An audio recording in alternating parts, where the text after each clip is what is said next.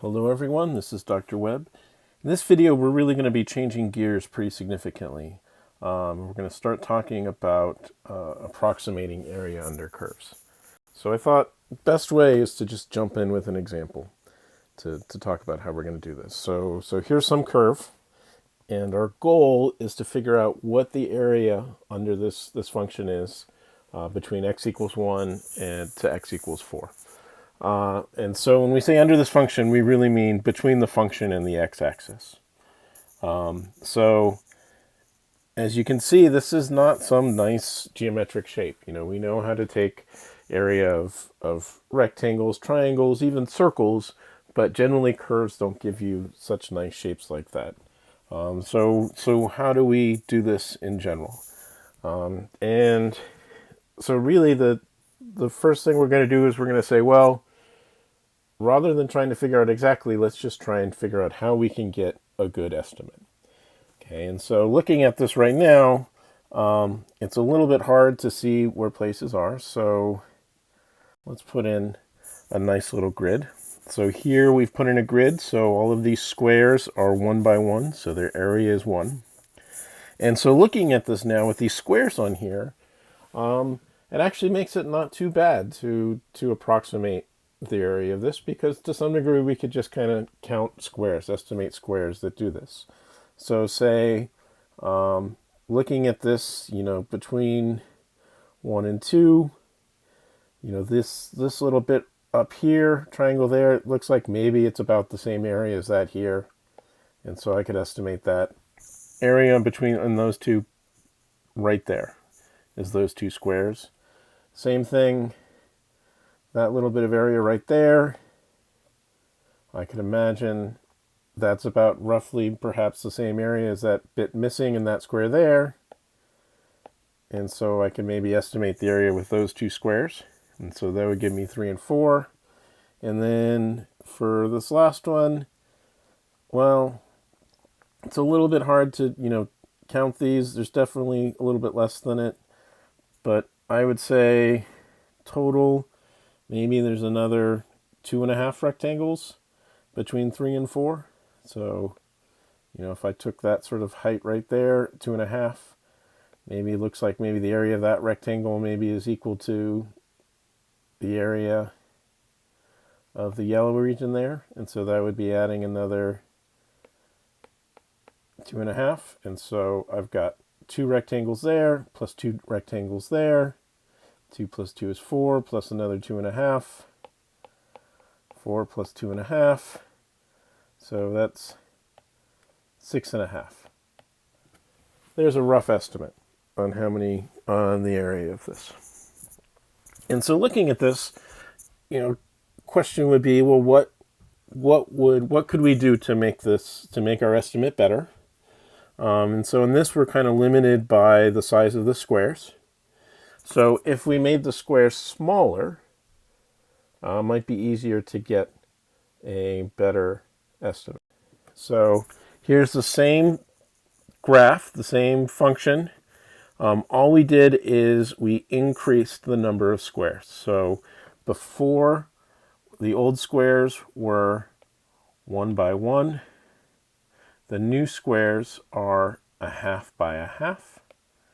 And so if a square is 1/2 by 1/2, the area of it is going to be 1/4.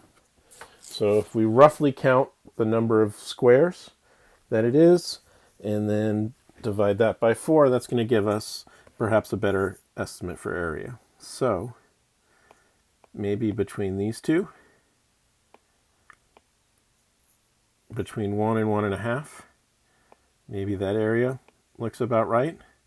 And so that is 3 high. So or 1, 2, 3, 4, 5, 6. Let's say it's 6 squares, 3 total. Let's erase all of that.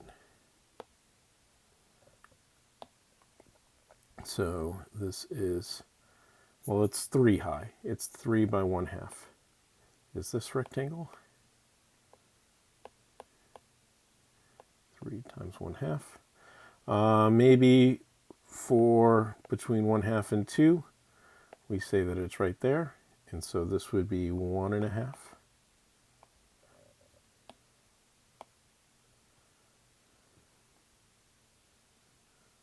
Yeah. 1.5 by 1/2. Maybe we say the same thing for that one. So that's another 1.5 by 1/2. And so maybe for the height for this one, we'll pick that height right there. So that would be about 2.5 by 1/2. For the next one, well, this is not going to be perfect, but we'll put it right there. And so this is 3 by 1/2. And let's say for this last one, put it right about there. That'll be a decent estimate. And so that's at 2 high by 1/2. And so using these smaller squares, we were able to, break it up into narrower rectangles. And so the area of this rectangle is 3 by 1/2 would be 1.5 plus 1.5 times 1/2. So that's 3/2 plus that. So that's 3/4, which is 0.75. And the next one's the same. And then 2.5, so that is 5/2 times 1/2, so that's plus 1.25. Area of this one is 1, 2, 3, 4, 5, 6 is 1.5, and then the area of the last one is 1, 2, 3, 4. Divided by 4 gives me 1. And so let's see, adding these together, I've got 3 plus 0.7 plus 1, 4.5. So it looks like about 6.75 is this estimate. And because the rectangle, because we were using sort of a finer mesh, we'd expect this to be a little bit better estimate than we had before. And we could keep going like this, have even smaller rectangles, break it up even more. Say something like this. For each one, we pick a height that seems to match the area. Maybe for those two, we pick that height right there. Maybe we pick that height there. Maybe we pick that height there. And then if we went and calculated the area of each of these rectangles, added up each of those areas, that would give us about our estimate for this. Okay. So this is going back to the original one, or going back to the one that's 1/4 by 1/4. So let's think about break down really how we're doing this, right? And so really the first thing we did, and this is in terms of the widths that we have here, is that we're picking a width for each area. So let's focus on this right here. So the first thing we did was pick a width. And so this width here is 0.5. This width is in the x direction. And so we're going to call this our delta x. And then above this delta x, we're picking some value to pick the height. And we're trying to get this to, sort of be the approximate area for under the function here. And so kind of what we're doing is we're kind of picking, say, one value of the function on this little interval and picking that to be our height of the function right here, right? And so really here, there is some x value. I'm going to call it xk. And so for the height, we're using the function value there. And so the height there is f of xk. Okay, and so then to get the area for this estimate, well, it's a rectangle, and so our estimated area over this subinterval, this this subregion of the graph, well, it's going to be the area of this rectangle. And how do you get the area of a rectangle? Well, it's going to be the base times the height. So the height here is f of xk. Multiply it by delta x. So this is our height. This is our width. Multiply those together. That's going to give us this estimated area here. And then we do that over each of these subintervals, and that's going to give us our total estimate of the area. So for this one, this looks like this is about maybe 1.6. Our width here is 0.5, and so our overall estimate would be about 0.8. And we'd repeat doing this over all of them to get the estimate of the total area. So let's break down how we would do this in general. You know, say if we're just given the function, not necessarily the graph of it, but we still want to break this down using the same kind of logic. So we have, same as before, we have a function. The interval here is we're just giving using points a to b, and we're going to break this into n rectangles, all of the same width along the x-axis. So how exactly would we do this? Well, first we're going to calculate this delta x. So this delta x is talking about the width. And so we're going to have n widths is going to equal the total width. N widths added together is going to equal the total width. And the total width is going from a to b, and so that width is b to a, b minus a. Okay, and so the widths here are delta x. So n times delta x is going to equal b minus a. To solve for delta x, it's going to be b minus a over n. So delta x is equal to b minus a over n. And so this again is going to be the width of each subinterval. Okay, so now that we know how wide each subinterval is, we should find the endpoints of each subinterval. So we're breaking up a to b. So we're thinking about breaking up a to b into n equal widths, and we now know that each of those widths is delta x long. Okay, so this first one, starting at a, is going to go delta x wide, so that's going to be a plus delta x. Next one, we're going to go another delta x wide, so now that's a plus 2 delta x.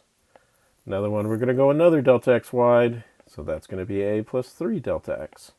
And we're going to keep on doing this all the way across until when we get to the end of the last one, we're going to get at our right endpoint. And so that b is going to be what we get when we go over n delta x's. So all of our endpoints for each subinterval are going to look like this. First one's going to go from a to a plus delta x. Second subinterval goes from a plus delta x to a plus 2 delta x, all the way down the line until the last subinterval ends at b, which is the same as a plus n times delta x. Okay, now we're thinking about some subinterval. So let's say that it's a plus k minus 1 delta x to a plus k delta x. So this would be like the kth subinterval. We have to pick, so our function over here is going like that. If we pick it small enough, if our delta x is small enough, the function is really not going to change very much between there. And so we can just kind of pick some height, being value of the function somewhere, and that's going to be the height of our subinterval. And so the point that we pick to take the function value, we're going to call that x sub k star. And so then the height of this rectangle there is going to be what we get when we plug x sub k star into f. Okay.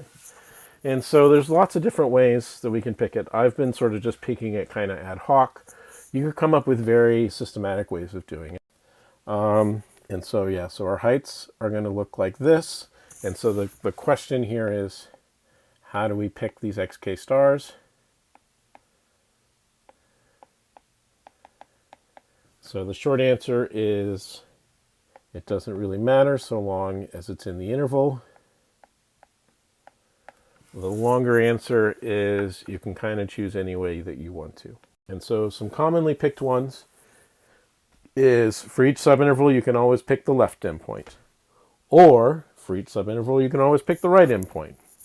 Or for each subinterval you can always pick the middle. So the nice thing about the left endpoints and the right endpoints is you already have figured out the values there in the last step. So you know what the endpoints of each subinterval is. For the midpoint, you actually have to, between those, pick the halfway point in between. But again, you don't have to do it this way, although most of the problems will tell you one way to do it rather than another. Another thing you can do is you can just pick them randomly. That's something that actually people often program into computers to do to get estimates. You can always pick the highest point. You can always pick the lowest point. You can always pick halfway between the highest point and the lowest point. It really doesn't matter. Okay. And so now that we have our width, which is delta x, and we have our height, which is the value of the function at that point, well, we picked rectangles because they're easy to get areas of. You just take the width and the height and multiply them together. And so the area of each rectangle is just going to be f of x k star. So the value of the function, this is the height, times delta x. This is the width. That gives us our area of our subrectangle. And then last but not least, to get the total area, to get our estimate for the total area, we're just going to add all of these together. Okay, so we break it up into little rectangles. All of this is we're finding area of little rectangles. And then this last step is adding the areas together.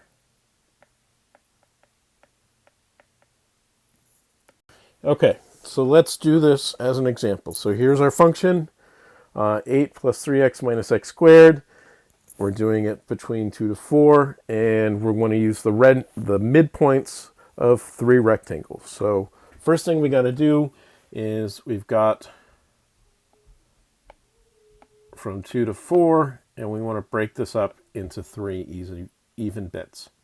Right? So our delta x here is going to be the difference between the endpoints, so 4 minus 2, divided by the number of rectangles that we're doing. So 4 minus 2 divided by 3, each one's going to be 2/3 wide. Right? So our endpoints are going to be 2, 2 and 2/3, and 2/3 again. I get 1 1/3, and then the last one is going to end up at 4. Okay. Okay, so we have each of our sub intervals. They're all going to be 2/3 wide. So now we got to get the heights of each one. So it's telling us to use the midpoints. So we got to get halfway in between each of these. So If the whole way across is 2/3, halfway across is going to be 1/3 over. So this one's going to be at 2 1/3. This one halfway between 3 2/3 and 3 1/3 is just 3. And this last one is going to be at 3 2/3. Okay, so for this rectangle here, it's going to be f, that's not what I wanted to press, f of 2 1/3 times delta x, and then this one is going to be f of 3 times delta x, and this last one's going to be f of 3 2/3 times delta x. So if I plug these into the function, I'm using my calculator. I'm doing this, so it's going to be 8 plus 3 times 2 1/3 is 7/3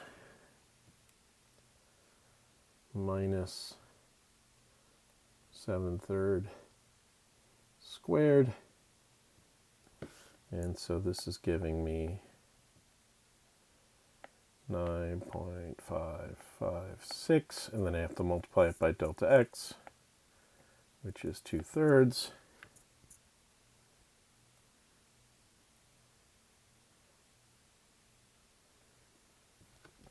And so I get the area for the subrectangle to be 6.37. Okay, for the next one, doing the function value at 3, so 8 plus 3 times 3 minus 9, that is exactly 8 times 2/3.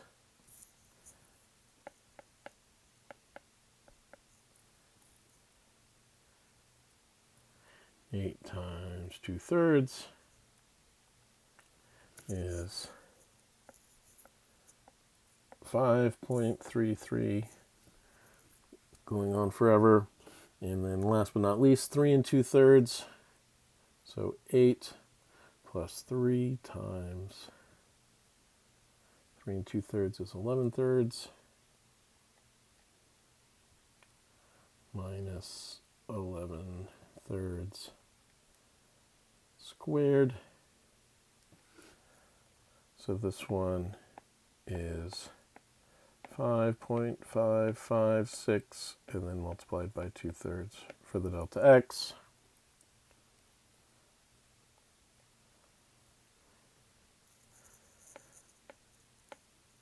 So I get about 3.70. So those are my three rectangles. So then to get my total estimate, we're going to add them together. So 6.37 plus 5.33 plus 3.70, and that gives us 5.33 plus 3.7 gives me 15.4. And so that's our estimate for the area. And I will see you again soon. Bye.